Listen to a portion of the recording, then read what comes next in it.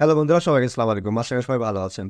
আজকে আমি আপনাদের একটা কলামে একটা কলাম বেজের কোন অংশে ফিটিং করতে হয় বা সেট করতে হয়, প্লেসমেন্ট করতে হয়, আমি সেটা সুন্দরভাবে আপনার সামনে বুঝিয়ে দেব।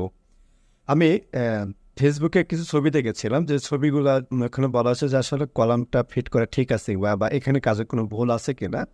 সেক্ষেত্রে থেকে আমি ভিডিওটা করলাম। সেই ছবিটা দেখাবো, ছবিতে আসলে কী কী ভুল আছে এবং আপনারা একটা বেজের কলার কীভাবে ফিটিং করবেন সেটাও সুন্দর করে আমি বুঝিয়ে দেবো একটা ভিডিওর মাধ্যমে।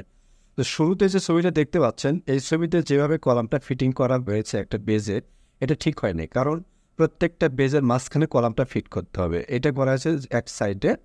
এভাবে যদি সেট করেন তাহলে এখানে যে ঢালাইগুলো করলেন, এই ঢালাইগুলো বৃথা, এখানে কোনো কাজে আসে না। কলামগুলো সবসময় বেজের সেন্টার আপনাদের ফিটিং করতে হবে। আরেকটা ছবি দেখতে পাচ্ছেন যেখানে কলামটা একটা পেজের একবারে কর্নারে নিয়ে আসে, বাকিটা একদিকে সরে, একদিকে পেজগুলো আরেকদিকে চলে আসছে। এখানে আরও কিছু ভুল আছে, সেটা বলবো না, আমি শুধু কলামের রডটা যেভাবে এখানে ফিটিং করা হয়েছে এটা ঠিক হয় নাই। এভাবে আপনার কলাম ফিটিং করবেন না, এইভাবে কলাম ফিটিং না করাটাই বেশি ভালো। তাহলে কীভাবে আপনারা কলাম ফিটিং করবেন? তাহলে একটা বেজ যখন হয়, বেজের ঠিক মাঝখানে আপনাকে কলামটা সেন্টার একবারে কলামের রডটা আপনাকে ফিটিং করতে হবে। যদি সেন্টারে কলামের রডগুলো ফিটিং করে তাহলে এই বেসটা ভালো হবে, মজবুত হবে বিল্ডিংয়ের জন্য। আর যদি কোনো একটা সাইডে দেন, এটা ঠিক নেই, কারণ এই সাইডের কিছুটা অংশ হয়তো আপনার কলামের কিছুটা অংশ, যে বেসটা কিছু অংশ কাজে আসে, বাকির সম্পূর্ণটা বৃথা, ঢালাই করাটা কোনো কাজে আসে না, অকেজ হয়ে যায়।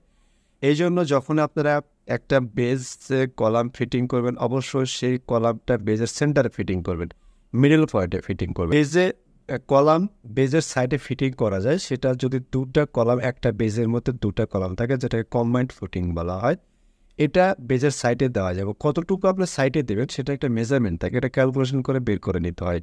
আপনারা যারা এ ধরনের কাজ করেন, এসব কাজ করা থেকে আপনার বিরত থাকবেন এবং কিভাবে কাজগুলো সুন্দর হবে এজন্য আপনারা অবশ্যই ইঞ্জিনিয়ারের পরামর্শ নেবেন।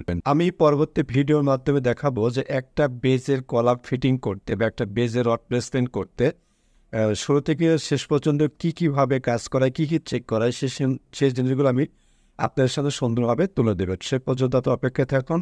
আজকের পর্যন্ত ভালো থাকবেন সবাই। আল্লাহ হাফেজ।